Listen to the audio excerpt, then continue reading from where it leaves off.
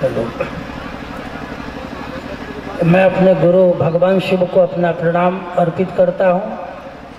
इस कालखंड में भगवान शिव की शिष्यता जन जन के दिल में उतारने वाले शिव शिष्य हरिंद्रानंद साहब और शिव शिष्या दीदी नीलम आनंद जी को मेरा प्रणाम।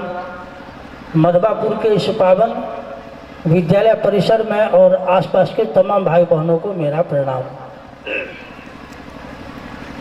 ये शिवगुरु महोत्सव महादेव की दया और साहब दीदी के आशीर्वाद से ही कहीं संपन्न होता है और होते आया है। आज का भी ये कार्यक्रम उन्हीं की दया, उन्हीं की कृपा और उन्हीं के प्रसाद से हम और आप कर भी पा रहे हैं और आगे भी करेंगे। अभी जैसा कि आपने सुना कि शिव की शिष्यता एक आध्यात्मिक उत्कर्ष, इसमें एक बात आई कि शिव की शिष्यता, और जब शिव की शिष्यता की बात आई तो यहाँ से फिर एक आई कि आध्यात्म और उत्कर्ष। उत्कर्ष का मतलब होता है इसका उत्थान, इसका विकास, उस दिशा में चलना। तो आध्यात्मिक उत्कर्ष शिव की शिष्यता है, यानी शिव की शिष्यता एक आध्यात्मिक उत्कर्ष है। आप और हम इस बात पर विचार करेंगे तो पाएंगे जिस आदमी ने आज के इस घोर कलिकाल में भगवान शिव की शिष्यता की शुरुआत की है, और यदि आप उनके शुरुआत की कहानी को आप जानते हैं, आपने सुना है और आप बोलते भी हैं। और साहब श्री हरिंद्रानंद जी ने कहा कि यह जो संसार है, इस संसार में जो आदमी है, मानव है, आदमी का शरीर यदि बीमार पड़ जाए, आदमी अपने शरीर के रोग का इलाज कहीं न कहीं करा लेता है, वह चाहे मधुबनी हो, पटना हो या कहीं भी हो। लेकिन जब आदमी का मन बीमार पड़ता है तो मानसिक रोगों का इलाज कहीं नहीं है। संसार में मानसिक रोगों का आपको डॉक्टर तो मिलेगा जरूर, लेकिन मानसिक रोगों का इलाज सक्षम नहीं है, संभव नहीं हो पा रहा है। साहब श्री हरिंद्रानंद जी ने कहा कि आदमी के मन का रोग जिस विधि से दूर होगा, आदमी के मन का रोग क्या क्या है, इस पर विचार करेंगे, देखेंगे। हमारे मन में विभिन्न प्रकार की बातें आती है, संशय आया, क्रोध आया, ईर्ष्या आती है, घृणा आती है, बहुत प्रकार की विचार है और विकार है। तो मन साहब श्री हरिंद्रानंद जी ने कहा आदमी अपने शरीर के रोग का इलाज तो कर लेगा, लेकिन जब मन आदमी का बीमार होगा तो मन के रोग का वह क्या इलाज करेगा। साहब श्री ने कहा मानसिक रोग का इलाज जिस विधि से होता है वह विधि है आध्यात्म, और यह अध्यात्म बिना गुरु का पंगु है। आध्यात्म की दुनिया में यदि हमारे जीवन में, आपके जीवन में या किसी के भी जीवन में सही गुरु नहीं मिले, सही गुरु मिल भी जाए, यदि उस गुरु के प्रति मेरे मन में शिष्य का भाव पैदा नहीं हो, उस गुरु से यदि मेरा संबंध नहीं बने, तो फिर उस सही गुरु का भी कोई मतलब नहीं रह जाता है। क्योंकि मेरे मन में ना तो गुरु के प्रति संवेदना जगेगी, ना गुरु के बात के प्रति मेरे मन में आकर्षण रहेगा, ना हम गुरु के बात को ठीक से समझ पाएंगे, क्योंकि है तो हम लोग मानसिक रोग, मन के रोगी है। इसीलिए आध्यात्म की दुनिया में मानसिक रोगों का इलाज होता है, और जहाँ मानसिक रोग से आदमी मुक्त होगा वहाँ आदमी आत्मा के तल पर अंदर की बातों को सुनता है, अंदर की बात समझ में आती है।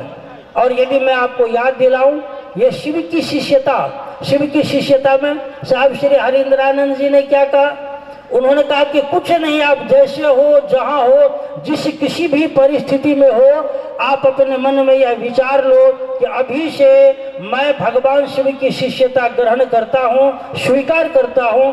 आपने भी स्वीकार किया, हमने भी स्वीकार किया, हमारे आपके जैसे करोड़ों लोगों ने भारतवर्ष और भारतवर्ष से बाहर इस बात को, साहब श्री हरिंद्रानंद जी के बातों को लोगों ने स्वीकार किया और पाया। किया हम लोगों ने अपने अपने तल पर हम लोग विचार कर देख ले, हमने आपने कुछ नहीं किया है, मात्र महादेव से दया की याचना की, मन ही मन हमने कहा हे शिव आप मेरे गुरु हैं, मैं आपका शिष्य हूँ, मुझ पर दया कर दीजिए।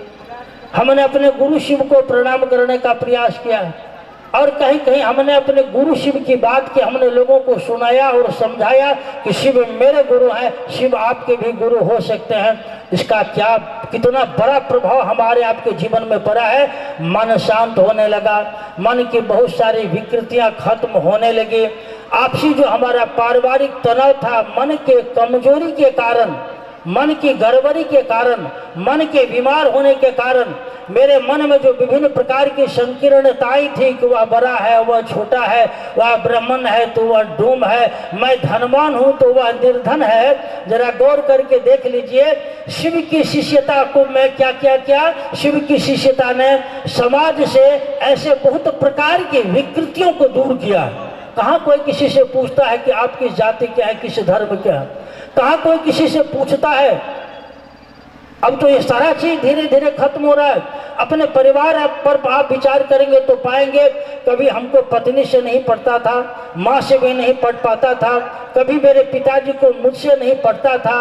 अब वही गुरु शिव मेरे जीवन में आ गए, मन मेरा समझने लगा कि शिव मेरे गुरु हैं। हम लोग जैसे जैसे मेरा मन समझने लगा, हमारे मन में साहब श्री हरिंद्र आनंद जी और दीदी नीलम आनंद जी के प्रति कृतज्ञता बढ़ने लगी। मेरा मन साहब श्री के चरणों में झुकने लगा, दीदी के चरणों में झुकने लगा, शिव गुरु की बात आगे बढ़ने लगी है। और आप गौर करेंगे तो पाएंगे हमारी जो गुरु बहना है, हमारी गुरु बहना आज उनकी क्या स्थिति थी पूर्व में। मैं अपने ही घर की बात करूंगा, मेरी माँ, मेरी पत्नी, मेरी बेटी शिव को गुरु मानने के बाद एक बहुत बड़ा बदलाव आया है पूरे भारतवर्ष में। और जहां जहां इस धरती पर शिव की शिष्यता पहुंच रही है, हर जगह एक बहुत बड़ा परिवर्तन, एक बहुत बड़ा बदलाव आया है। और इसी भारत में किसी ने कहा, आप मुझे अच्छी माँ दो, मैं आपको एक अच्छा राष्ट्र दूंगा। साहब श्री हरिंद्र आनंद जी का यह संकल्प कि मैं जन जन को शिव का शिष्य बनाऊंगा। हमारी माँ, हमारी बहन, हमारी बेटी, हमारे समाज की महिलाओं में शिव की शिष्यता में जो परिवर्तन दिखाई दे रहा है, इससे बड़ा आध्यात्मिक उत्कर्ष क्या हो सकता है। इससे बड़ा परिवार में जो परिवर्तन है, समाज में जो हालात चल रही है, इससे बड़ा आध्यात्मिक उत्कर्ष क्या हो सकता है।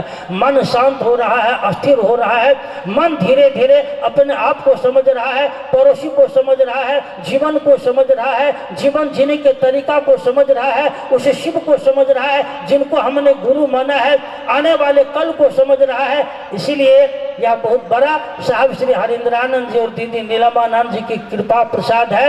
इसीलिए हम लोग कहते हैं कि हम लोग जन्मों जन्मों तक साहब श्री और दीदी जी का ऋणी रहेंगे, ऋणी रहेंगे, ऋणी रहेंगे। उनके इस ऋण को इस धरती पर कोई भी शिव का शिष्य उतार नहीं पाएगा, उतारने की शक्ति नहीं है। आइए, हम ज्यादा समय आपका नहीं लेंगे। बरखा दीदी हमारे आपके बीच है और बरखा दीदी के बारे में तो आप बहुत बात जान ही रही है। हमने पहले भी कहा, आपके मन में जो कोई जिज्ञासा होगा भेजिएगा मंच तक, उस पर भी कुछ बात करेंगे दीदी। बरखा दीदी के इंतजार में आप लोग बैठी हुई है। मैं अपनी बात इसी जगह अपने गुरु शिव के चरणों में समर्पित करते हुए आगे हम अनुक्रमणिका के हिसाब से मुताबिक हम निवेदन करना चाहेंगे। एक बहुत ही सुंदर विषय है, इस विषय को जरा गौर से सुनिए। विषय है शिव की शिष्यता में वरेण्य गुरु भ्राता एवं दीदी माँ नीलम आनंद जी की भूमिका। विषय क्या है? शिव की शिष्यता में वरेण्य गुरु भ्राता एवं दीदी नीलम आनंद जी की भूमिका। बहुत सुंदर विषय है। इस विषय पर आप हर वक्ता को सुनेंगे जो आएंगे, क्योंकि इसके सिवा कोई विषय ही नहीं है शिव चर्चा में। हम निवेदन करेंगे भाई सोमेंद्र कुमार झा जी से, जो रांची से हैं, आएंगे हमारे आपके बीच और इस विषय पर अपने वक्तव्य, अपने अनुभव को रखने का कष्ट करेंगे। भाई सोमेंद्र जी।